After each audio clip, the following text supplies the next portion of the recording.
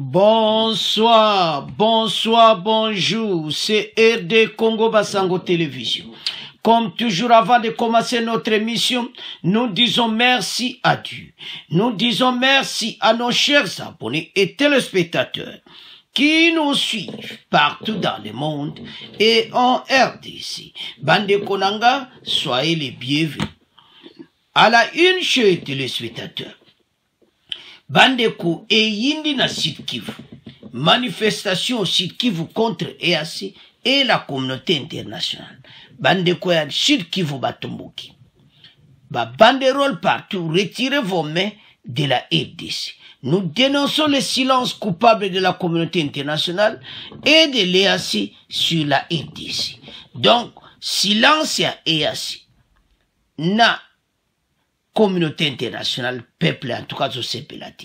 Et puis sur Tanguana, le seul force au bako défendre du peuple congolais, halte à l'EAC, les patries ou la mort. Peuple à Tomboki. Donc, bazo CPLAT, bazo Senga, était battu soba dénoncé contre la communauté internationale. Alors, soko tali point oyo bazo yemba na Rwanda donc bandeko ba Rwandais basali biso mabe mingi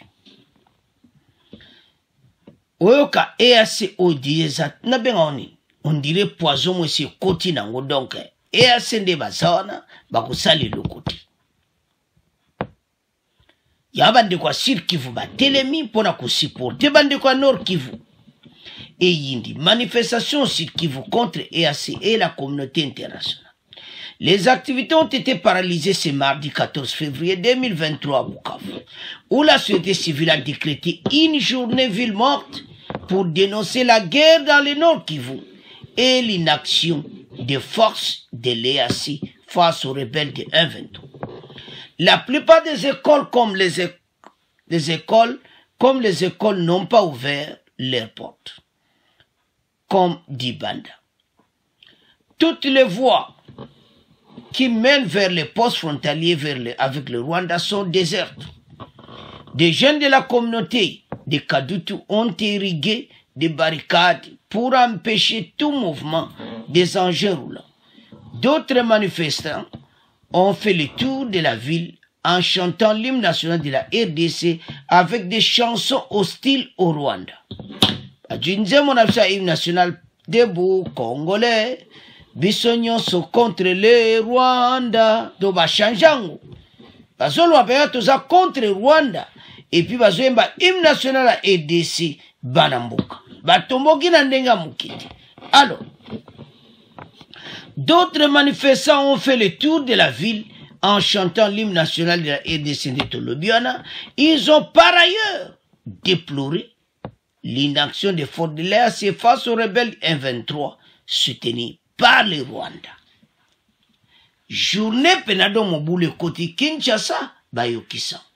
Alors, bana mobulu wana ya Goma o ndenge bandaki bayese mokina Sud Kivu bisonyo sotoko kene inde chinafu. Donc, EAC le quoi zo sale le côté dégage. Alors, Toyoka réponse, il y a Patrick Mouyaya sur marche contre l'EAC. Bongo, toi avancé l'émission. Le président de la République est le porteur du mandat du peuple. La République démocratique du Congo, comme le VPM le disait tout à l'heure, a un rôle éminemment central, 9 pays voisins. Autant on appartient à la communauté économique des États de l'Afrique centrale, à la SADC, autant nous appartenons à l'EAC, il y a des raisons qui ont été expliquées ici. Comme je l'ai dit, nous comprenons la colère et la frustration de nos populations qui payent le prix de la violence. Je pense que de ces points de vue, nous sommes sur une même longueur d'onde avec notre population. Deuxièmement, nous pensons aussi et nous sommes convaincus que ce n'est pas par la violence qu'on va régler les problèmes. Parce que une chose est de manifester. On peut manifester parce qu'on veut manifester, mais une autre, dans un contexte à conflit ouvert avec les Rwandais, qui est doué particulièrement dans la mauvaise manipulation. Vous avez vu l'exemple de cette église qu'on a présentée comme une église d'une seule communauté. Après, je ne sais pas s'il existe une église où il n'y a que les seuls membres d'une communauté qui vont, parce que l'église est censée retrouver tout le monde. Lorsque nous agissons de cette manière, nous prêtons les flancs, nous ouvrons les champs à des choses qui peuvent devenir plus compliquées. Aujourd'hui, le peuple congolais veut une chose, la paix. Et c'est pour cette paix que nous nous sommes déployés sur plusieurs fronts.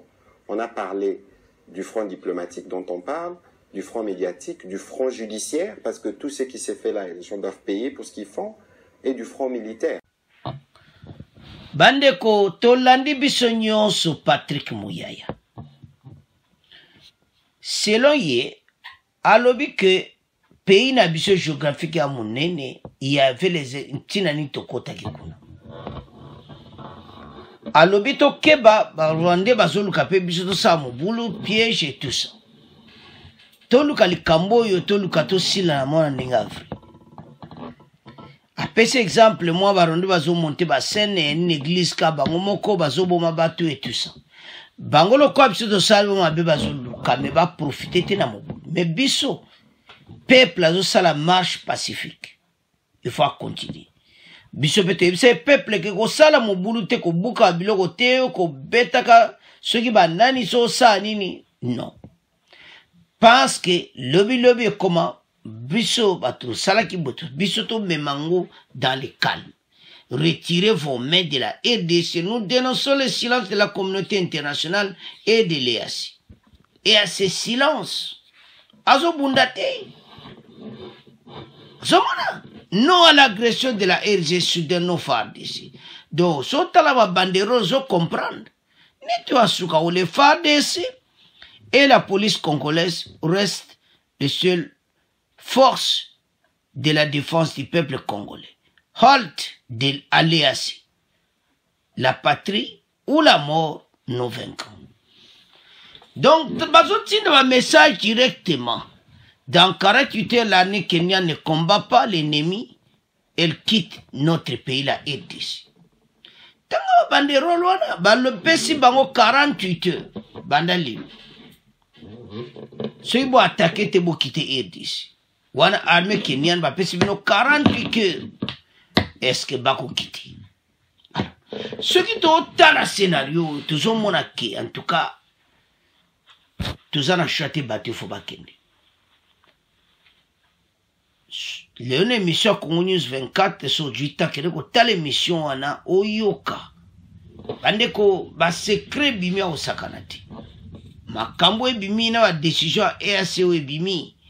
Donc peuple azana colère d'auto s'attendre à manifestation belé mikolo oyo pona ko benga na batu.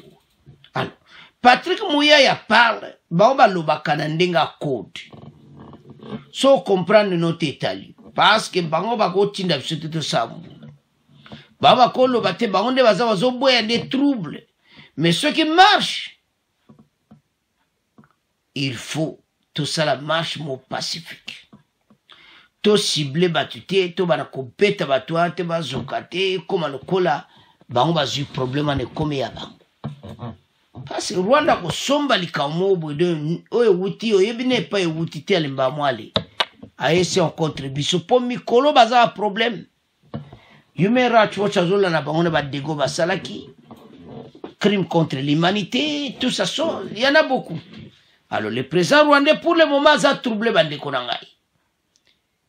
Ba cop na yazo katiko simba bazoma koto peuple a tiakal. Peuple a mona clair. Donc ba EAC musute bakoya. Bilonde armée kenyan dégage. Ndenge to tangi wana. Boso comprendre le côté, boso monate pour quitter. Le kola bino mwebo attaquer armée rwandaise zati. Voilà. Et pas tout commis. Alors, bandeko nasi to tangi biso se comprendre. Donc mission biso so yaka moko. Et elle se dégage, mais bosala mobuluti. Ba konziba luka ordonnance moko bien potogai batu to récupérer mboka. Et on n'en parlera plus de M23 et de c'est ça la mission du chef de l'État. que tosala ngo mbala moko et puis toyoka ngo le soutien à venir. Alors c'est à ce point de comment clôturer mission na biso. Vous continuez à s'abonner massivement. Au revoir, à la prochaine.